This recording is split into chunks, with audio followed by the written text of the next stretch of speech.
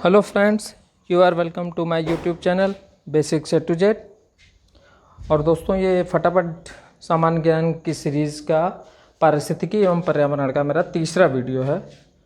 तो without wasting any time let's get into the video.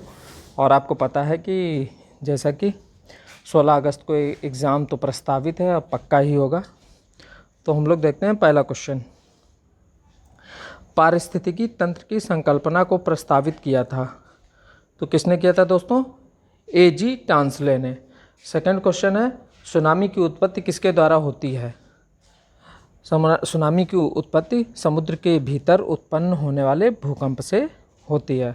Third question है, पारिस्थितिकी नीचे या उसे कहते हैं आला की संकल्पना को किसने प्रतिपादित किया था?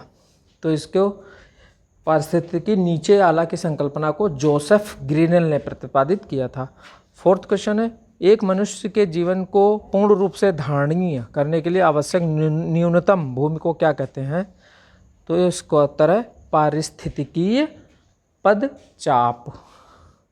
दोस्तों, इसी तरीके के वर्ड्स आते हैं यूपीएससी के एग्ज़ाम्स में, यूपीपीएससी के एग्ज़ाम्स में, तो वहीं से मैंने लिया है, इसीलिए लैंग्वेज का खास ध्यान रखा है। तो आप इन लैंग्वेज का खास ध्यान रखें।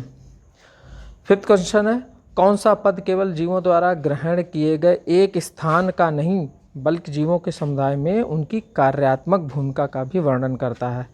तो वो था पारिस्थितिक पदचाप। यह है उनकी भूमिका का भी वर्णन करता है, तो यह पारिस्थितिक कर्मता।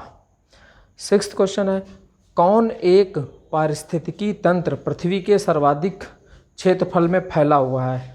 ऑप्शंस है मरुस्थल, घास के मैदान, पर्वतीय, सामुद्रिक।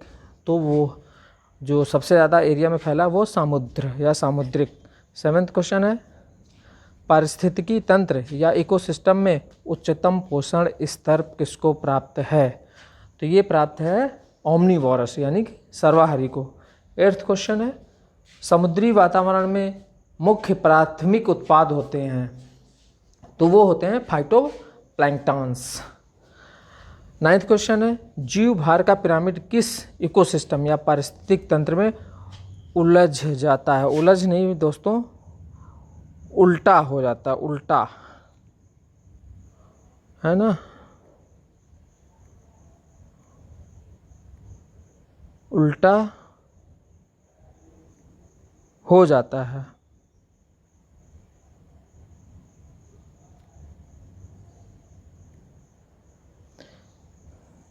तो वो दोस्तों है तालाब में, हमेशा जो है पॉन्ड में जो है उल्टा हो जाता है। टेंथ क्वेश्चन है,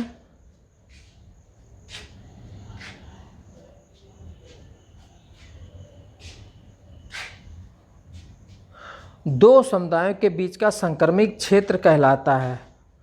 दो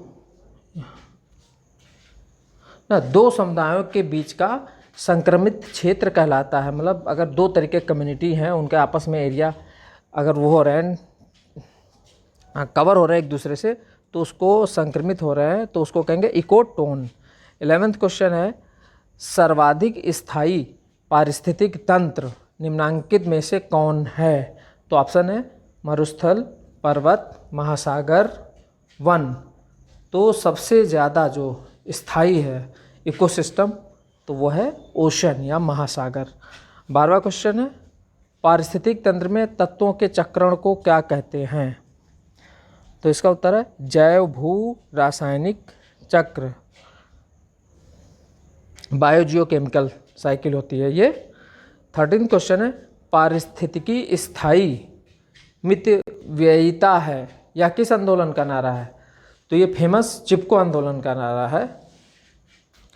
14वां क्वेश्चन है, परतंत्रों की घटती उत्पादकता के क्रम में उनका निम्नलिखित में से कौन सा अनुक्रम सही है ना? उनकी उत्पादकता मतलब घटती जाए, तो 4 ऑप्शन दिए हैं, महासागर, झील, घास का मैदान, तो मैंग्रोव। तो यहाँ पे दिया है सबसे कम होती मैंग्रोव की, फिर का घास का स्थल, उससे ज़्यादा झील की और सबसे ज़्यादा महासागर की। 15वां क्वेश्चन है, जैव विविधता के नाश के कारण है, मतलब बायोडाइवर्सिटी, बायोडाइवर्सिटी इज लॉस्ट।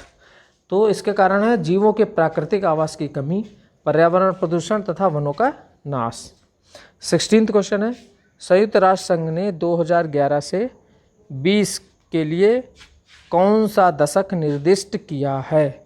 तो संयुक्त राष्ट्र संघ ने 2011 से 20 तक के दशक को जैव विविधता दशक घोषित किया है, बायोडाइवर्सिटी डिकेड। 17वां क्वेश्चन है, भारतीय संसद द्वारा जैव विविधता अधिनियम कब पारित किया गया? तो भारतीय संसद द्वारा दिसंबर 2002 में बायोडाइवर्सिटी लॉ एक्ट पारित किया गया। 18वां क्वेश्चन है, NBA यानी कि नेशनल बायोडाइवर्सिटी अथॉरिटी का क्या कार्य है? राष्ट्रीय जैव विविधता प्राधिकरण का क्या कार्य है? तो इसका कार्य जैव चोरी को रोकने तथा देशी और परंपरागत आनुवांशिक संसाधनों का संरक्षण करने का कार्य, ये NBA का कार्य है।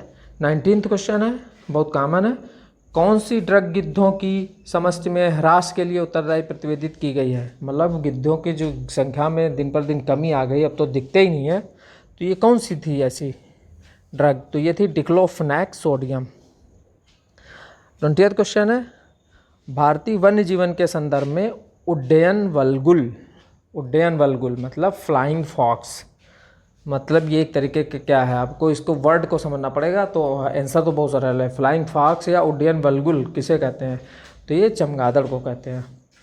तो आई होप दोस्तों आपको ये वीडियो पसंद आएगा। एग्ज़ाम तो बहुत जल्दी नज़दीक है, तो आप फटाफट, इसी मकसद से मैं फटाफट सामान्य ज्ञान ला के आ रहा हूँ आपके सामने, आप इसको रिवीजन कर लीजिए और मैं उम्मीद करता हूँ आप लोग सफल होंगे।